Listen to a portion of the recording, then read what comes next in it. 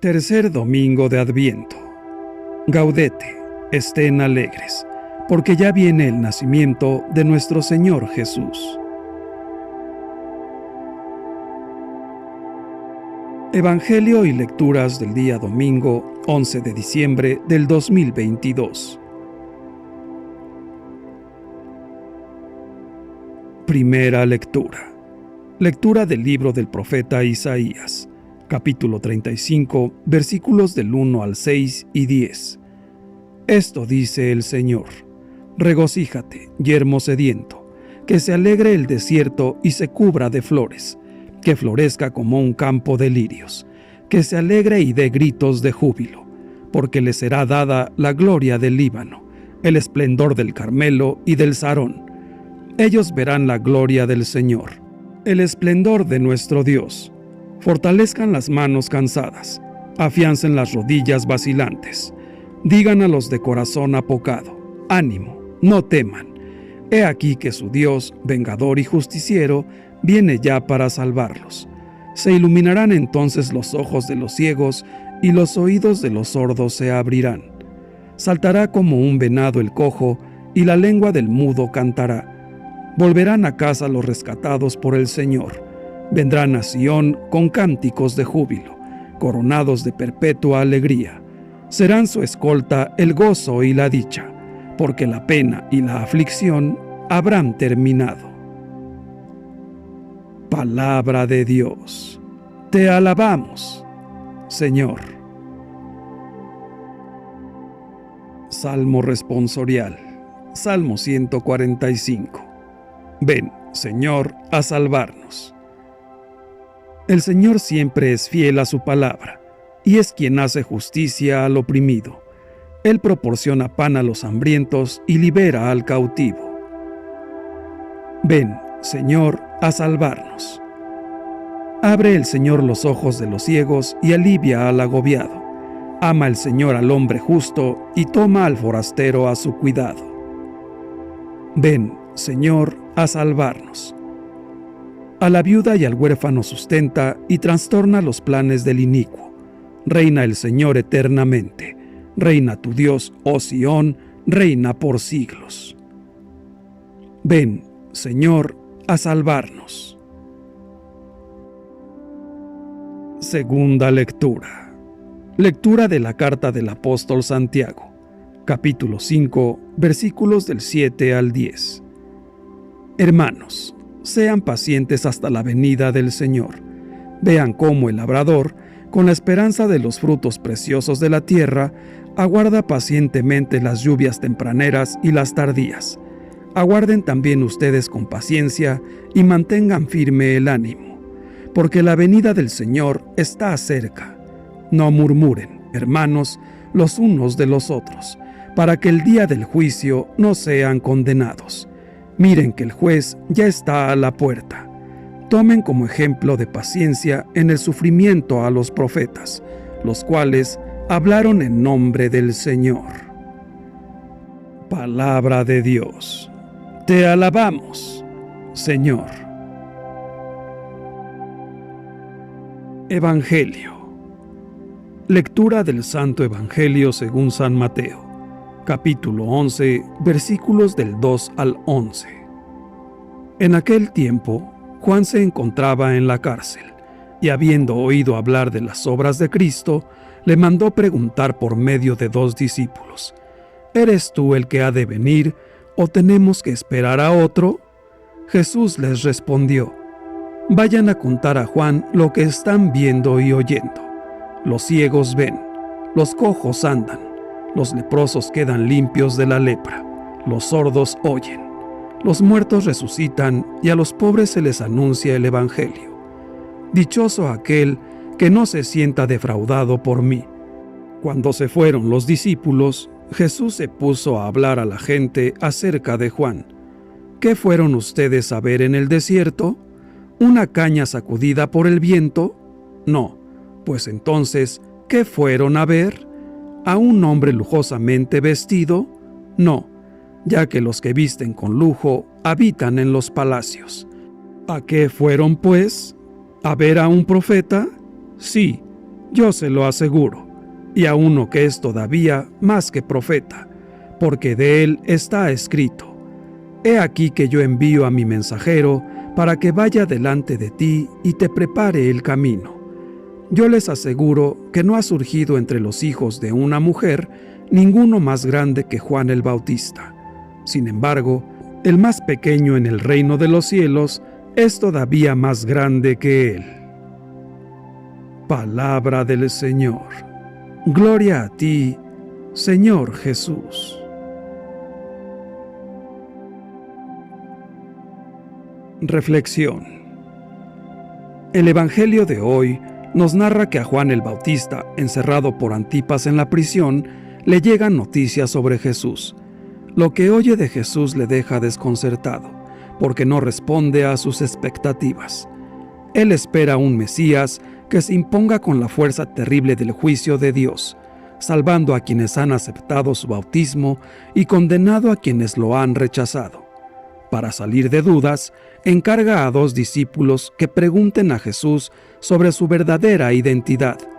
¿Eres tú el que ha de venir o tenemos que esperar a otro? La respuesta de Jesús no es teórica, sino muy concreta y precisa, y les dice: vayan a contar a Juan lo que están viendo y oyendo. Le preguntan por su identidad, y Jesús les responde con su actuación sanadora al servicio de los enfermos, los pobres y desgraciados que encuentra por las aldeas de Galilea, sin recursos ni esperanza para una vida mejor, y dice: los ciegos ven, los cojos andan, los leprosos quedan limpios de la lepra, los sordos oyen, los muertos resucitan y a los pobres se les anuncia el Evangelio. Para conocer a Jesús, lo mejor es ver a quiénes se acerca y a qué se dedica. Para entender bien su identidad, no basta confesar teóricamente que es el Mesías, Hijo de Dios. Es necesario sintonizar con su modo de ser Mesías, que no es otro sino el de aliviar el sufrimiento, curar las heridas de la vida y abrir un horizonte de esperanza a los pobres. Jesús se siente enviado por un Padre misericordioso que quiere para todos un mundo más digno y dichoso. Por eso se entrega a los más necesitados, a sanar sus dolencias y a liberar sus vidas. Y por eso nos pide a todos: sean compasivos como su Padre es compasivo. Jesús no se siente enviado por un juez riguroso para juzgar a los pecadores y condenar al mundo. Por eso no atemoriza a nadie con gestos justicieros, sino que ofrece a pecadores su amistad y su perdón, y nos dice: no juzguen y no serán juzgados. Jesús no cura nunca por capricho o por puro sensacionalismo. Cura movido por la compasión, buscando restaurar la vida de esas gentes enfermas, abatidas y rotas. Son las primeras que han de experimentar que Dios es amigo de una vida digna y sana. Jesús no insistió nunca en el carácter prodigioso de sus curaciones, ni pensó en ellas como receta fácil para suprimir el sufrimiento en el mundo. Presentó su actividad curadora como signo para mostrar a sus seguidores en qué dirección hemos de actuar para abrir caminos a ese proyecto humanizador del Padre, que él llamaba Reino de Dios. Jesús sabe que su respuesta puede decepcionar a quienes sueñan con un Mesías poderoso. Por eso añade: dichoso aquel que no se sienta defraudado por mí, que nadie espere otro Mesías que realice otro tipo de obras, que nadie invente otro Cristo más a su gusto, pues el Hijo ha sido enviado para hacer la vida más digna y dichosa para todos, hasta alcanzar su plenitud en la fiesta final del Padre. El mensaje que la Iglesia recibe de esta narración de la vida de Cristo es muy claro. Dios no ha mandado a su Hijo al mundo para castigar a los pecadores ni para acabar con los malvados, sino que es a ellos a quienes se dirige la invitación a la conversión, para que, viendo los signos de la bondad divina, puedan volver a encontrar el camino de regreso. La justicia que Juan el Bautista ponía al centro de su predicación, en Jesús se manifiesta en primer lugar como misericordia, y las dudas de Juan el Bautista solo anticipan el desconcierto que Jesús suscitará después con sus obras y con sus palabras. Se comprende, entonces, el final de la respuesta de Jesús, y dice: «Dichoso aquel que no se sienta defraudado por mí». Por eso, Jesús advierte sobre un peligro en particular. Si el obstáculo para creer son sobre todo sus obras de misericordia, eso significa que se tiene una falsa imagen del Mesías. Dichosos en cambio aquellos que, ante los gestos y las palabras de Jesús, rinden gloria al Padre que está en los cielos. La advertencia de Jesús es siempre actual. Hoy también el hombre construye imágenes de Dios que le impiden disfrutar de su presencia real. Algunos se crean una fe a su propia medida, que reduce a Dios en el espacio, limitado por los propios deseos y las propias convicciones. Pero esta fe no es conversión al Señor que se revela, es más, impide estimular nuestra vida y nuestra conciencia. Otros reducen a Dios a un falso ídolo, usan su santo nombre para justificar sus propios intereses o incluso el odio y la violencia. Aún más, para otros, Dios es solamente un refugio mental en el cual pueden ser tranquilizados en los momentos difíciles. Se trata de una fe plegada en sí misma, impermeable a la fuerza del amor misericordioso de Jesús que impulsa hacia los hermanos. Otros consideran a Cristo solo como un buen maestro de enseñanzas éticas, uno de los muchos que hay en la historia. Y por último, hay quien ahoga la fe en una relación puramente intimista con Jesús, anulando su impulso misionero capaz de transformar el mundo y la historia. El Evangelio también nos dice que, una vez que se fueron los mensajeros de Juan el Bautista, el Señor, hablando a las multitudes, exalta al precursor, diciendo: «Juan no es una caña sacudida por el viento», a pesar de la pregunta indiscreta que había mandado hacer a Jesús. Tampoco es un gran personaje de este mundo, no es un hombre de la corte, es un profeta, y más que profeta, pues tuvo el privilegio de ser el heraldo, el precursor del Mesías, el contemporáneo del Cordero de Dios, a quien podía no solo anunciar, sino señalar con el dedo. Por eso dice el Señor: «No se ha levantado otro mayor que Juan el Bautista». Pero Jesús añade seguidamente: «Sin embargo, el más pequeño en el reino de los cielos es todavía más grande que él».